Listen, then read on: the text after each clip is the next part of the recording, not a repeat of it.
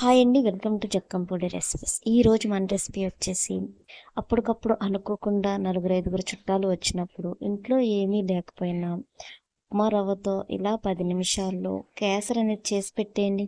ఇంటికి వచ్చిన చుట్టాలు ఫిదా అయిపోతారు. ఇలా ఈ స్టైల్లో చేసి పెట్టారంటే లొట్టలు వేసుకుంటూ తినేస్తారు, నోట్లో మొత్తం కరిగిపోవాల్సిందే. ఇప్పుడు ఎలా చేయాలి ఏంటనేది ఈ వీడియోలో చూసేద్దాం. ముందుగా గ్యాస్ వెలిగించుకొని ఒక బౌల్ పెట్టుకొని నెయ్యి వచ్చి ఒక 2 టీ స్పూన్లు వేసుకొని ఇందులోనే జీడిపప్పు వచ్చి ఒక 10-15 వరకు వేసుకొని వీటిని ఇలా దోరగా వేయించుకున్న తర్వాత తీసి ఒక బౌల్లోకి వేసుకుందాం.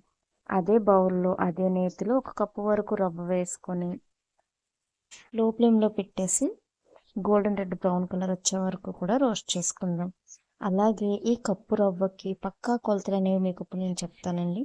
1 కప్పు రవ్వకు వచ్చేసి 4 టీ స్పూన్ల వరకు నెయ్యి యాడ్ చేసుకోవాలి. అలాగే కప్పున్నర వరకు షుగర్ యాడ్ చేసుకోవాలి. 3 కప్పుల వరకు వేడి వాటర్ అనేది యాడ్ చేసుకోవాలి.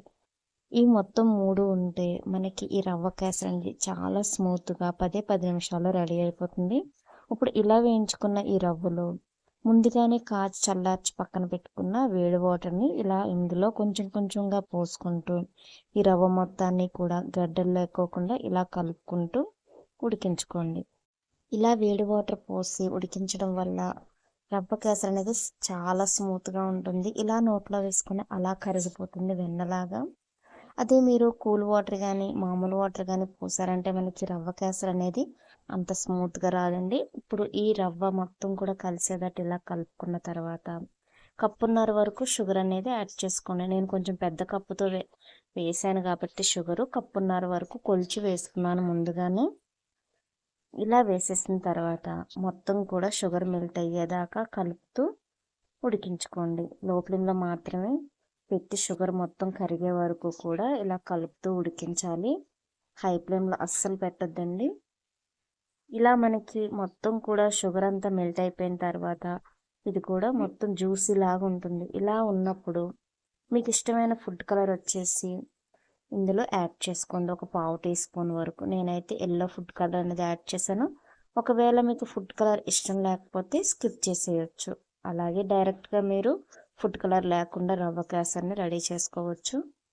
ఇలా ఫుడ్ కలర్ యాడ్ చేసిన తర్వాత కేసరి మొత్తం కలిసేటట్టు ఇలా కలుపుకుందాం. ఇలా కలుపుకున్న తర్వాత మనకి చూడండి ఇలా గరిటె పై నుంచి ఇలాగా క్రిందకి జారుతున్నప్పుడే గ్యాస్ ఆఫ్ చేసేసి ఈ కేసరిని మనం వేరొక బౌల్లోకి తీసేసుకోవాలి. అంతేగాని గట్టిపడే వరకు అస్సలు ఉంచొద్దు. ఈ మెథడ్ అనేది అస్సలు మర్చిపోవద్దు. ఇలా గనక మీరు గ్యాస్ ఆఫ్ చేసి తింపేశారంటే రవ్వ కేసరి జ్యూసీగా చాలా టేస్టీగా ఉంటుంది.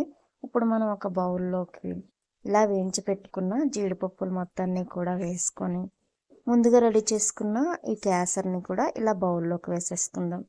ఈ కేసరి వచ్చేసి మనకి నెల రోజులు నిల్వ ఉంటుంది, అస్సలు పాడవ్వదు. ఇలా తెల్ల రవ్వతోనే కాదండి, గోధుమ రవ్వతో కూడా అప్పటికప్పుడు చేసి పెట్టేయచ్చు. ఇంట్లో ఏమీ లేనప్పుడు నలుగురు ఐదుగురు చుట్టాలు వచ్చినప్పుడు ఏం టెన్షన్ పడుకోకుండా అప్పటికప్పుడు 10 నిమిషాల్లో ఇలా చేసి పెట్టేయండి. మీకు ఇంట్లో ఏమీ లేవని తెలియదు, అలాగే ఇంటికి వచ్చిన వారు కూడా కేసరి తిని తృప్తిగా వెళ్తారు. ఇంకెందుకు ఆలస్యం, మీరు కూడా రెడీ చేసేయండి ఈ రవ్వ కేసరిని. చాలా టేస్టీగా జ్యూసీగా నోట్లో ఇలా కరిగిపోయే రవ్వ కేసరి అనేది మీరు ట్రై చేసి ఎలా వచ్చింది ఏంటనేది కామెంట్ సెక్షన్లో కామెంట్ చేసేయండి. మీకు కనుక నా వీడియో నచ్చినట్లయితే లైక్ చేసి మన ఛానల్ని సబ్స్క్రైబ్ చేసేయండి. ఇంకొన్ని కొత్త రెసిపీస్ కోసం మన ఛానల్ పేజీని ఫాలో అవ్వడం మాత్రం మర్చిపోవద్దు. Thank you for watching.